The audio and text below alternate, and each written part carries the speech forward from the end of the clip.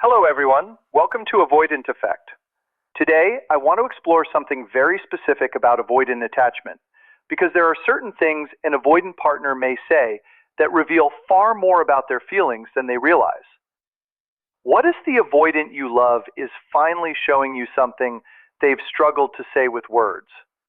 What if those small changes in their behavior aren't random at all, but signs that you're becoming someone they genuinely don't want to lose? Today, we're uncovering the subtle phrases and emotional shifts that can reveal when an avoidant is choosing you, trusting you, and slowly learning how to stay connected instead of running away. Avoidant people are often difficult to read when it comes to commitment. They usually aren't the type to sit down and confidently announce exactly where the relationship will be a year from now. Their feelings often come through in much quieter ways. Their inner thoughts may sound more like, "This person understands me better than anyone," or "They've accepted parts of me that I struggle with myself," or even, "I don't want to lose this person because being with them feels safe and meaningful." And when an avoidant is genuinely invested, emotionally aware, and willing to work through their patterns, they may eventually become open to bigger commitments, such as marriage or building a future together. That isn't a guarantee, but it can happen when genuine love is combined with emotional growth. So how can you recognize that kind of attachment when they aren't directly saying, "You're the person I choose"? There are certain statements that can reveal it. I'm talking specifically about avoidant attachment patterns, particularly dismissive avoidant or fearful avoidant tendencies that lean toward emotional distance. These patterns aren't universal, and not every avoidant person behaves the same way. But one statement I want you to pay close attention to is something along the lines of, "What can I do so you don't see me that way?" This usually appears after you've shared a fear, insecurity, or concern about the relationship. Instead of simply dismissing what you're feeling, they become interested in repairing your perception of them. In other words, they're communicating, "I don't want you to believe that I'm capable of hurting or betraying you."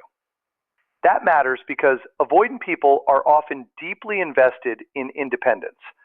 Many learned early in life that relying on others was unsafe, unnecessary, or even a weakness.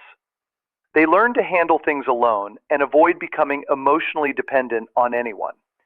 Because of that conditioning, the opinions of other people may not carry the same weight for them. They can become very comfortable saying, "This is who I am," without worrying too much about whether someone else approves.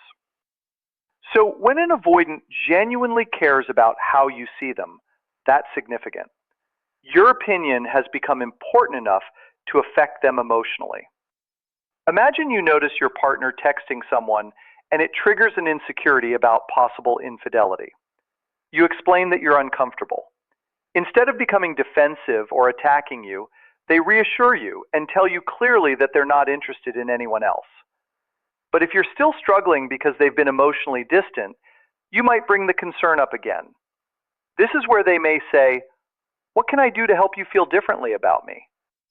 Some avoidant partners may even go much further than expected. They might offer to show you their messages, remove a social media account, or tell you to look through their phone because they desperately want to prove that there is nothing to hide. To someone watching from the outside, that reaction might seem excessive, but sometimes it isn't about hiding something at all. It's about how painful it feels for them to realize that the person they care about doesn't trust their intentions. They may not have much experience handling that kind of emotional situation, so their response can come across as blunt, intense, or even awkward. But underneath, it may be a genuine attempt to communicate, "Please don't see me as someone who would betray you." That's why this kind of response can be meaningful. An avoidant usually doesn't invest that much emotional energy into someone who has no importance to them. When your perception genuinely matters to them, it can reveal a level of emotional investment they may struggle to express directly. Another statement you may hear is, "What else can I do to make you understand?" This often appears when an anxious and avoidant partner are struggling to communicate. The anxious partner may feel unheard, while the avoidant partner may feel like they've already explained themselves several times. They might say, "What more do you want me to say?" Or, "What do you need me to do?" Their frustration can make the statement sound dismissive, and sometimes their behavior genuinely may be dismissive. But there's another possibility. They may actually be trying to communicate that they hear you and want to understand what would help you feel reassured. They simply may not have the emotional vocabulary to provide the exact response you're looking for. If your partner says something like this, instead of assuming they don't care, try telling them specifically what would make you feel understood. Maybe you need verbal reassurance, more explanation, greater consistency, or simply for them to acknowledge what you're feeling. Sometimes an avoidant partner isn't refusing to connect. They simply haven't learned how to connect in the way you naturally expect.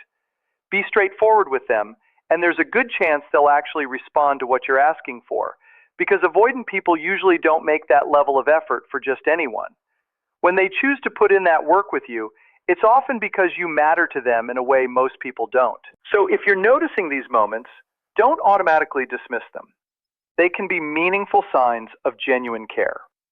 I know avoidant attachment can be incredibly complicated, and I'm not suggesting that every behavior should be interpreted as proof of love. But understanding these patterns can give you a much clearer picture of what may be happening beneath the surface. Now let's move to another phrase you may hear from an avoidant partner. "I don't like when you do that. It really frustrates me." At first, this might sound like criticism or the beginning of an argument, but there's something important happening underneath it. Instead of silently pulling away because they're uncomfortable, they're actually telling you what bothers them.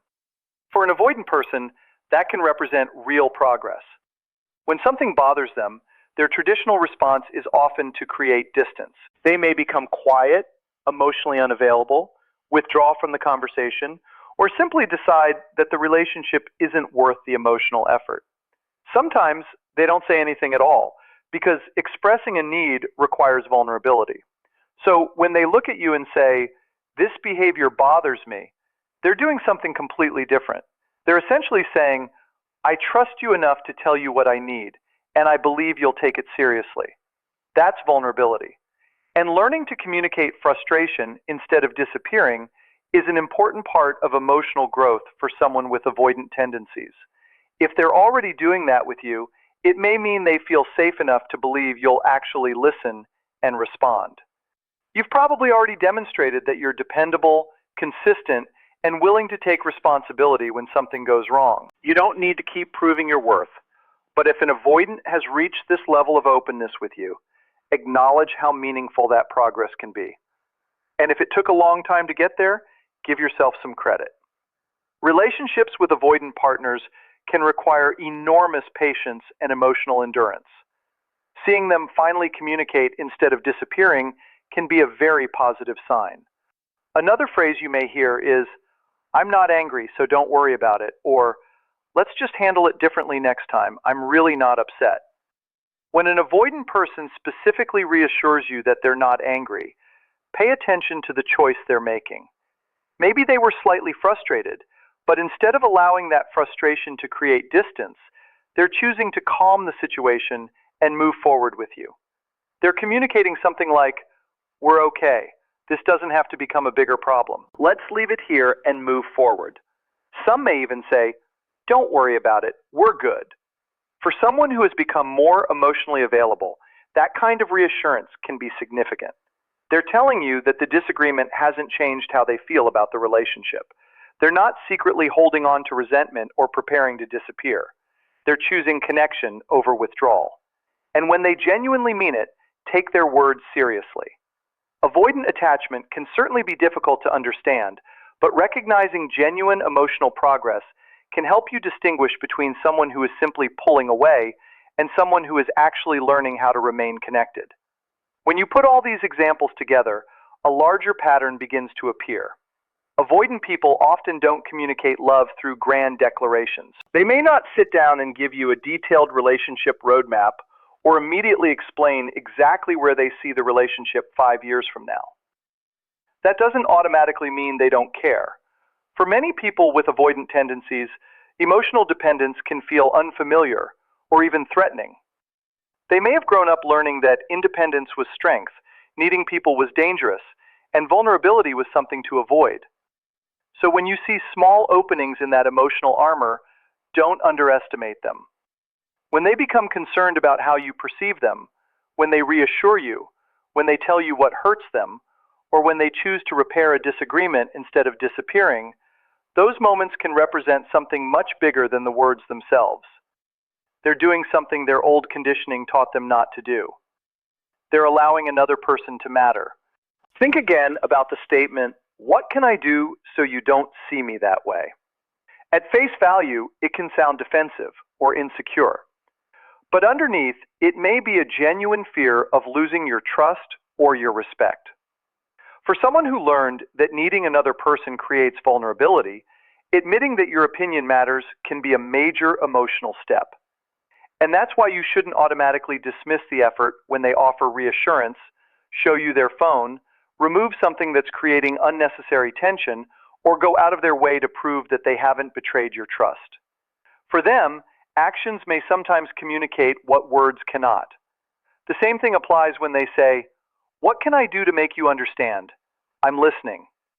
It might come out with frustration, especially when they've already explained themselves and feel like they're not getting through to you. Yes, avoidant partners can still communicate poorly, and sometimes defensiveness is genuinely present. But there may also be another message underneath the frustration. "I don't want this problem to separate us. Tell me what would help and I'll try." If you're hearing that from your partner, don't respond by guessing what they should do. Tell them clearly. Maybe you need more verbal reassurance. Maybe you need them to explain themselves instead of shutting down. Maybe you need a certain behavior to change. Be specific and then pay attention to their actions. If they genuinely care, they may attempt to meet you halfway, even if their first attempts aren't perfect.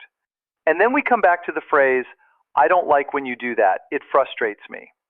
It may sound like a complaint, but sometimes it's actually an invitation to become closer. An avoidant person who feels irritated will often instinctively create distance. They may go silent, disappear emotionally, or keep their frustration to themselves until resentment builds. But when they choose to tell you directly what's bothering them, they're doing something different. They're trusting you with their vulnerability. They're saying in their own imperfect way, "This matters to me enough that I want us to work through it instead of walking away." And that willingness to stay engaged may be one of the clearest signs that the relationship has become important to them. They tell you because they believe their words can actually make a difference.